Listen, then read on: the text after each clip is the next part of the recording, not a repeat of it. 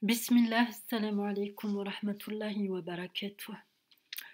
Aujourd'hui, je voudrais vous inviter à vous mettre à la place d'un sourd de naissance qui n'a jamais entendu de bruit. Et pour cela, je voudrais vous demander, Bismillah,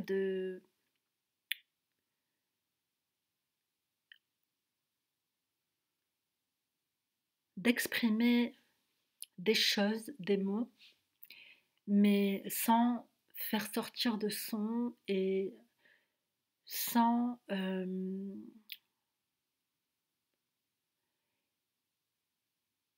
et en veillant à ce que votre palais et l'intérieur de votre bouche, en ces mouvements, soient complètement silencieux. Parce que je trouve que la chose la plus extraordinaire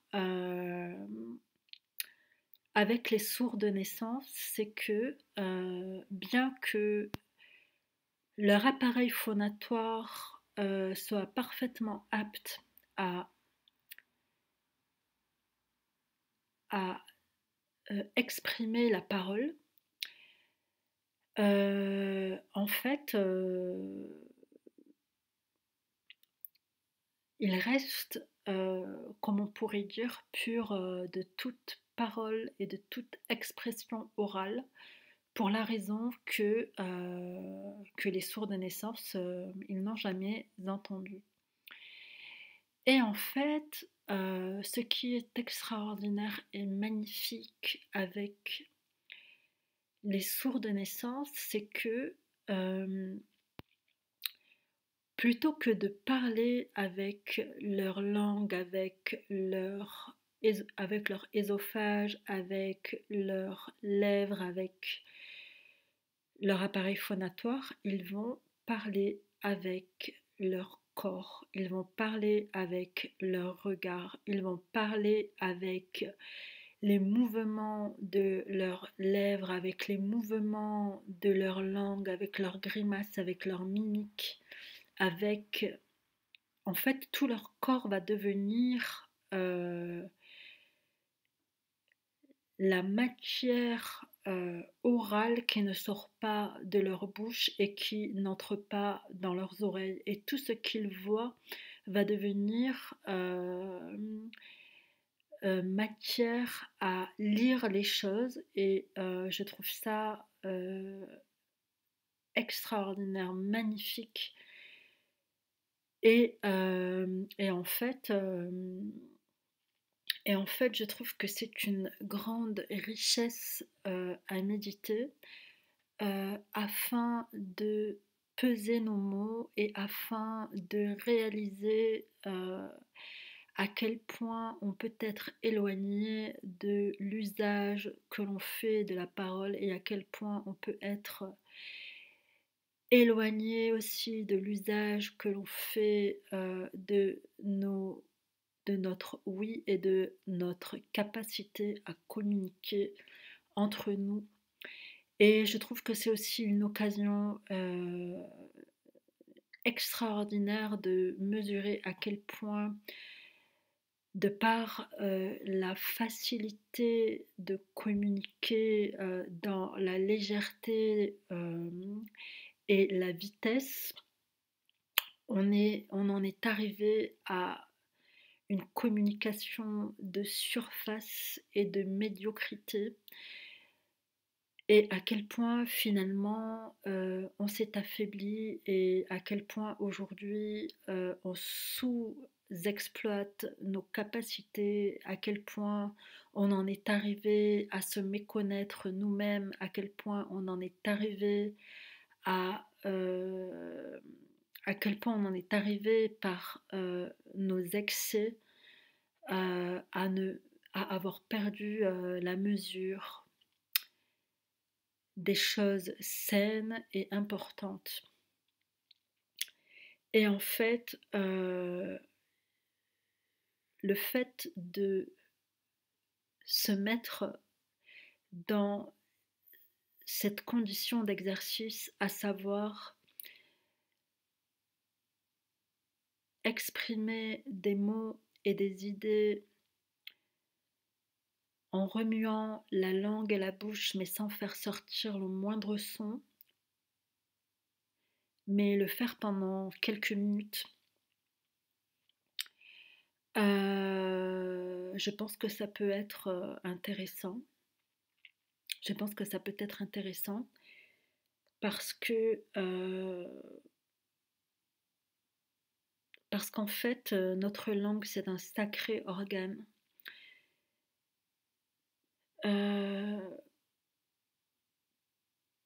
Les sons que l'on émet, ils ont de sacrées fonctions. Et les oreilles que Allah nous a données et qui nous permettent d'entendre sont de sacrés organes et un sacré don. Et en fait,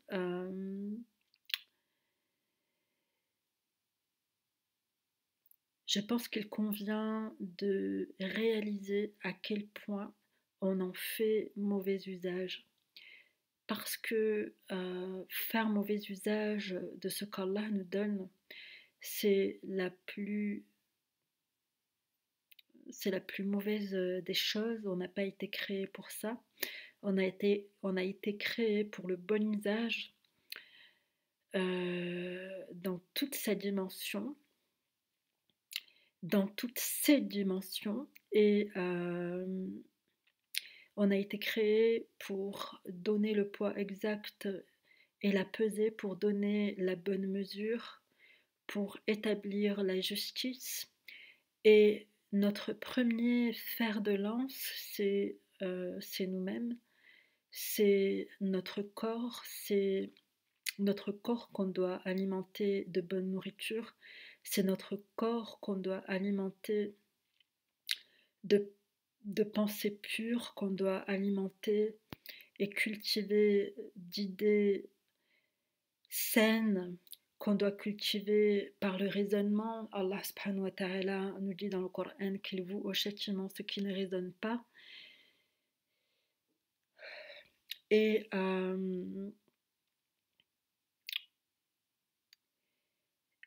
quand on médite à la faiblesse quand on médite à la faiblesse de la Oumma, sa faiblesse actuelle en tout cas, on en vient vite à la conclusion que la Oumma sous-exploite ses capacités, aussi bien mystiques qu'intellectuelles, que physiques, que ses capacités cérébrales, etc.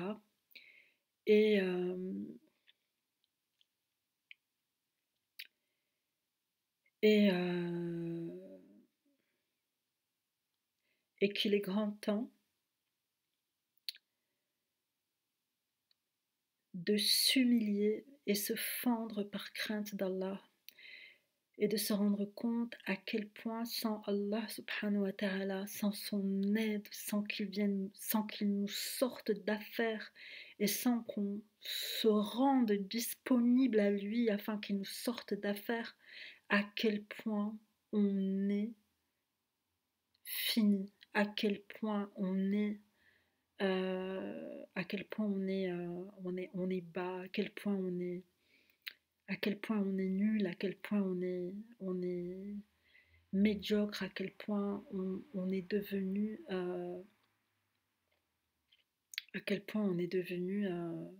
vil, je crois que c'est le mot, à quel point on est devenu vil malgré nos prétentions, à quel point on est devenu vil.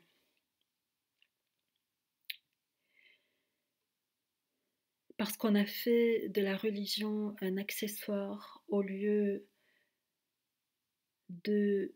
d'animer notre religion. On a fait de notre religion un accessoire au lieu d'animer notre religion. On a fait de notre religion un accessoire de confort, un accessoire de sécurité mondaine, un accessoire de socialisation, un accessoire narcissique, au lieu de nous animer de notre religion afin que notre religion anime la justice. Et c'est là la cause de notre grande faiblesse et de notre grande bassesse. Et c'est par l'adoration d'Allah seul que s'obtient le succès. Alors, je vais vous laisser en vous souhaitant une bonne fin de Ramadan et en demandant à Allah subhanahu wa ta'ala de nous aider dans la réforme si importante qui nous incombe et qui nous attend, parce qu'on sous-exploite nos capacités et parce que notre dîn, notre religion, notre dîn qui est un jugement, le jugement de droiture n'est pas un accessoire. Le jugement de droiture n'est pas un accessoire. De la même manière que le jour des comptes n'est pas un jour sans importance, notre dîn n'est pas un accessoire. Il n'y a pas de jugement accessoire.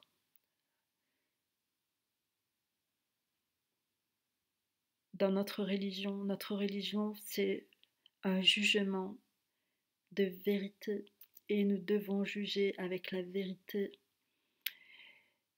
et non pas faire de notre religion un accessoire, mais nous animer de notre religion afin que notre religion anime la justice, afin que notre religion anime la justice en ce bas monde, justice qui actuellement semble absente. La justice actuellement, elle semble avoir déserté la planète, subhanallah. C'est grave d'en être arrivé là et qu'Allah subhanahu wa ta'ala nous pardonne, qu'Allah subhanahu wa ta'ala accepte notre repentir et nous éclaire et nous apprenne et nous guide comment se sortir de là. Allahumma amin. Assalamu alaikum wa rahmatullahi ta'ala wa barakatuh wa salam wa salat ala rasulillah.